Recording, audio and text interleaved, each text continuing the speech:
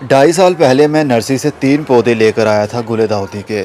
एक white colour और एक रेड कलर और एक पर्पल रंग का था, लेकिन वो तो मुझसे सरवाइव नहीं कर पाया मेरी गलतियों की वजह से, क्योंकि इनके बारे में ज़्यादा इन्फॉर्मेशन नहीं थी। जब तक आपके पास उस पौधे की इन्फॉर्मेशन ना हो, आपसे वो पौधा ज़िंदा नहीं रह पाता।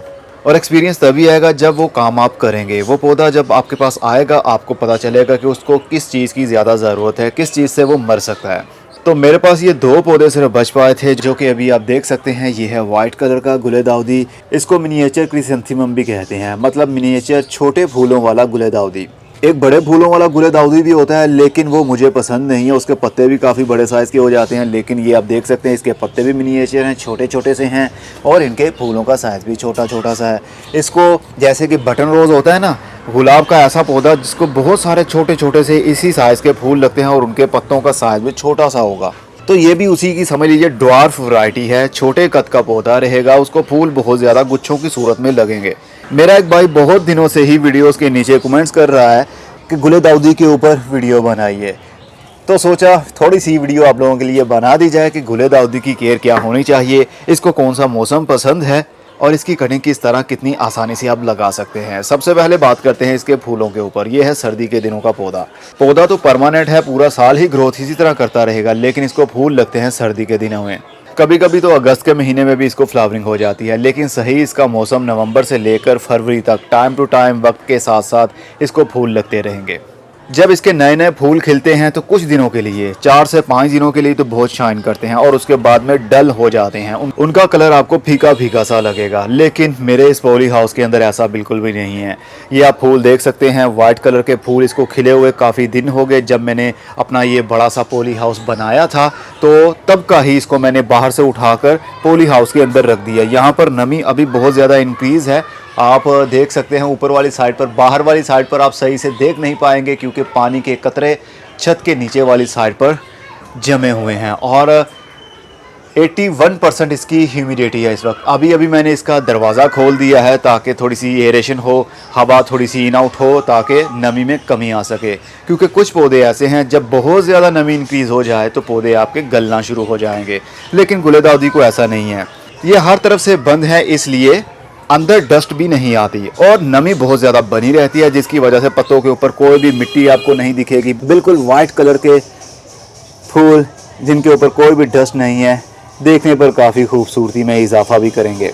अगर इसको हम ओपन में रखते हैं तो ओपन में रखने की वजह से इनकी कुछ कुछ ब्रांचेस ऐसे जैसे अब ड्राई हो रही हैं, इस तरह ड्राई भी होंगी। अगर इसको पॉली हाउस के अंदर हम रखते हैं, या बड़ा सा पॉली हाउस हो या छोटा सा पॉली हाउस हो, तो इसके पत्ते जल्दी ब्राउन नहीं होंगे, इसी तरह बल्कि हरे भरे रहेंगे। चलिए, जो अभी तक बाहर पड़ा हुआ है वो आपको दिखाता हूँ कि पॉली हाउस का कितना फ़ायदा है और उसका कितना फ़ायदा है। ये देखिए जनाब, दूसरे टेरेस के ऊपर जब मैंने पॉली हाउस बनाया था तो वहाँ से ये वाला गमला उठाया और मैंने इस टेरेस के ऊपर ओपन में रख दिया। तो अब इसके फूलों का कलर आप देख सकते हैं, फीके फीके से फूल हो गए हैं। वैसे ये तो अब पुराने हो रहे हैं फूल, इसलिए कुछ ज़्यादा ही डल हो गए, लेकिन जो नए फूल हैं वो देखिए, ये देख लीजिए, इसका साइज़ देख लीजिए, और जो मैंने अभी आपको दिखाया उसका साइज़ देख लीजिए। इवन कि ये वाला पौधा ज़्यादा बड़ा है, इसको बहुत ज़्यादा स्पेस मिली हुई है, लेकिन फिर भी फूलों का साइज़ छोटा है, क्योंकि यहाँ पर इन्वायरमेंट कुछ चेंज हो गया है। इसके लिए क्लाइमेट चेंज हो गया है, यहाँ पर बहुत ज़्यादा ठंड भी हो जाती है और दिन के टाइम बहुत ज़्यादा धूप निकलने की वजह से गर्मी हो जाती है। तो ऐसे में फूलों के ऊपर बहुत ही असर पड़ता है। तो पॉली हाउस के अंदर ऐसा बिल्कुल भी नहीं होगा। चलिए इसकी कटिंग के ऊपर बात करते हैं।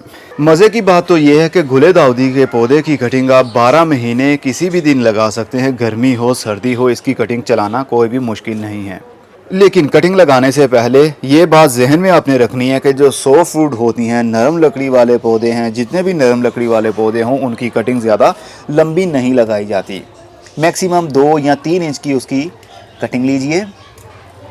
जैसे कि ये है, ये तकरीबन 2 इंच होगी। इसके नीचे वाले पत्तों को रिमूव कर दीजिए। ओके जी, अब इसको हम सिंपल मिट्टी के अंदर दबा देंगे। इसके लिए बालू मिट्टी भी ले सकते हैं आप, इसके लिए ओनली कोकोपीट भी यूज़ कर सकते हैं, लेकिन मैंने कोकोपीट और पत्तों की खाद उसका मिक्सचर बनाया हुआ है 50-50 का, उसके अंदर भी आप इसको लगा सकते हैं। बहुत सारी कटिंग्स मैंने, एक पौधा मैंने नर्सरी से लिया था, 3 पौधे मैंने लिए थे 120-20 के हिसाब से। मतलब एक पौधा मुझे पड़ा 120 रुपये का, और 120 रुपये से मैंने कितने सारे पौधे बनाए, कितने सारे बेचे, मुझे खुद याद नहीं। तो इसी तरह आप कटिंग को काटिए और सिंपल उसको कोकोपीट के अंदर दबा दें। तकरीबन आधा इंच या 1 इंच या 1.5 इंच, आप जितना मतलब ऊपर हो उतना ही नीचे मिट्टी के अंदर कटिंग हो।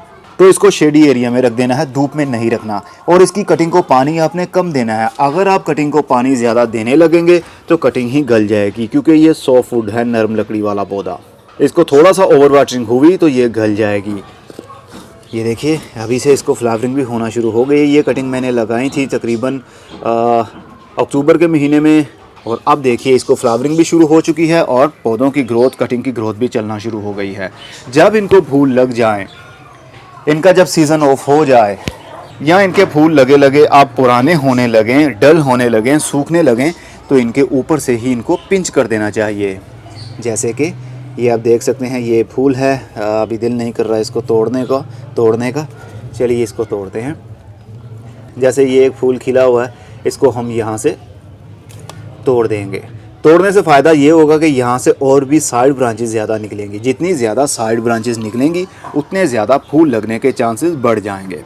इस पौधे को धूप में होना चाहिए, ब्राइट लाइट में होना चाहिए। ऐसा नहीं कि शेडी एरिया में रखें और उसको फूल लगें। जैसा कि ये मेरा पौधा शेडी एरिया के अंदर ही रहा है, यहाँ पर इसके पत्तों की ग्रोथ तो खूब हुई, और देखिए कितनी, जिस तरह बेल होती है कुछ इस अंदाज में ये बढ़ रहा है। लेकिन इसको फूल एक भी नहीं लगा और ना ही इसको कोई कली लगी, क्योंकि इसकी रोशनी की रिक्वायरमेंट ही हम पूरी नहीं कर सके। रोशनी की रिक्वायरमेंट पूरी करने के लिए इसको हमें ब्राइट लाइट में रखना पड़ेगा, धूप में रखना पड़ेगा। अगर धूप वहाँ पर ना भी आती हो, लेकिन फुल डे के लिए सूरज की ब्राइट रोशनी वहाँ पर पहुँचनी चाहिए, तभी उसको फ्लावरिंग होगी। और मज़े की बात बताऊँ, इनके पत्तों को हर्बल यूज़ भी किया जाता है। दवाइयों के अंदर भी इसको यूज़ किया जाता है, परफ्यूम्स के अंदर भी इसका यूज़ किया जाता है, इसके पत्तों का रस निकाल कर। और इनका पेस्टिसाइड भी बनाया जाता है। पौधों के ऊपर जो स्प्रे करते हैं ना कीड़े मारने के लिए, उसके अंदर भी इसके पत्तों का ऑर्गेनिकली काफ़ी रोल होता है। मैंने तो कभी आजमा कर नहीं देखा, लेकिन थ्योरी में पढ़ा था मैंने कि इसका पत्तों का यूज़ ऑर्गेनिक पेस्टिसाइड बनाने में भी यूज़ किया जा सकता है। और ये भी बात बता दूं कि एक पौधा 1 साल तक भी ज़िंदा नहीं रहता। ये तकरीबन 6 महीने, 7 महीने, 8 महीने ज़िंदा रहेगा, या ज़्यादा से ज़्यादा 1 साल ज़िंदा रहेगा और उसके बाद में सूखने लग जाएगा। इसलिए वक्त के साथ साथ इसकी बहुत सारी कलमें आप लगाते रहेंगे तो आपके पास बहुत सारे पौधे बनेंगे। ये एक पक्का पौधा नहीं है, परमानेंट पौधा नहीं है। जिस तरह ये आपको दिख रहा है, ये कड़ी पत्ते का पौधा है, ये एक दरख्त बन जाएगा। इसकी नेचर है कि ये एक दरख्त बनेगा और कई साल इसकी उम्र होगी। लेकिन ये वाले 100 फुट जितने भी पौधे होते हैं उसकी ज़्यादा लंबी उम्र नहीं होती। पीछे से वो ख़राब होते रहेंगे, आगे से नए आते रहेंगे। इसलिए वक्त के साथ साथ आप उनकी कलमें भी लगाते रहेंगे तो बहुत सारे पौधे आपके पास हर वक्त मौजूद रहेंगे। इनको किसी खाद की ज़रूरत नहीं है, बस जैसे ही मौसम आएगा इनको फूल लगने ही लगने हैं। क्योंकि अक्सर हमारे जहन में होता है कि फूलों वाले पौधे हों तो उसको फूल लगाने के लिए हमें ज़्यादा खाद देनी पड़ेगी, और कौन सी खाद दे के उसको फूल लगें और कौन सी खाद दें कि उसको ज़्यादा फूल लगें। खादों का काम तो बाद का है, लेकिन उससे पहले हमें पौधे को समझना पड़ेगा, उसकी बॉडी लैंग्वेज को समझना पड़ेगा कि कौन सा मौसम उसको पसंद है, कितना टेम्परेचर पसंद है, कितनी हीट पसंद है, कौन से इलाके में वो ग्रोथ कर सकता है। गुलेदाउदी तो वैसे गर्मी के दिनों में ही अच्छी ग्रोथ करता है और सर्दी के दिनों में भी करता है, लेकिन इसको ऐसे इलाकों में ज़्यादा फ्लावरिंग होती है जहाँ पर 4-5 महीने के लिए थोड़ी सी ठंड भी आती हो। ठंडा एरिया मिलेगा तो इसको फ्लावरिंग भी होगी। तो अभी दिसंबर का महीना है, नर्सरी पर बहुत सारे ऐसे पौधे आपको मिल जाएंगे, लेकिन उनको कहिएगा ड्वार्फ वाले छोटे कद का जो गुलेदाउदी है जिसको छोटे छोटे से फूल लगते हैं वो वाले हमें दें। ये काफ़ी हार्डी प्लांट होते हैं, जल्दी मरते नहीं हैं। और कुछ सीड्स भी मैंने लगाए थे, मुझे किसी ने गिफ्ट दिए थे, बहुत सारे बीज दिए थे। उनमें से ये एक गुलेदाउदी है जिसकी ग्रोथ हो गई। अब ये कौन सा गुलेदाउदी था ये अभी मुझे सही से याद नहीं पड़ रहा है, लेकिन इसकी मैंने सीडलिंग कर दी थी। बहुत ही बारीक बारीक से सीड्स थे, जिस तरह मिट्टी हो इसी तरह के वो सीड्स थे, लेकिन उनकी जर्मिनेशन शुरू हो गई। लेकिन इनको मैंने ट्रांसप्लांट नहीं किया, एज इट इज़ इसी गमले के अंदर अभी तक ट्रे के अंदर लगे हुए हैं वो। अगर आपके पास बहुत सारे पत्ते गुलेदाउदी के आ जाते हैं, जिस तरह के अभी मेरे पास भी ग्रोथ कर रहे हैं, तो इनको हम तोड़ने के बाद में इनको पीस लेंगे या इनके पत्तों को इसी तरह गर्म पानी में डाल देंगे और हल्की आंच पर इसको 12 घंटे के लिए रख देंगे, या एक मरतबा फुल पानी को गर्म करके पत्तों को बीच में डाल दें और ऊपर से ढक्कन बंद कर दें। 12 घंटे के बाद इनका जितना भी एक्सट्रैक्ट है, इनका जितना भी अर्क है, वो उस पानी के अंदर शामिल हो जाएगा और वही पानी आप एज अ पेस्टिसाइड स्प्रे भी यूज़ कर सकेंगे। पत्तों के ऊपर जो कीड़ों का हमला होता है, फंगस का हमला होता है, वो नहीं होगा। उम्मीद है गुले दाऊदी के पौधे की इन्फॉर्मेशन आप लोगों को मिल चुकी होगी। अब मैं चलता हूँ, खुदा हाफिज़।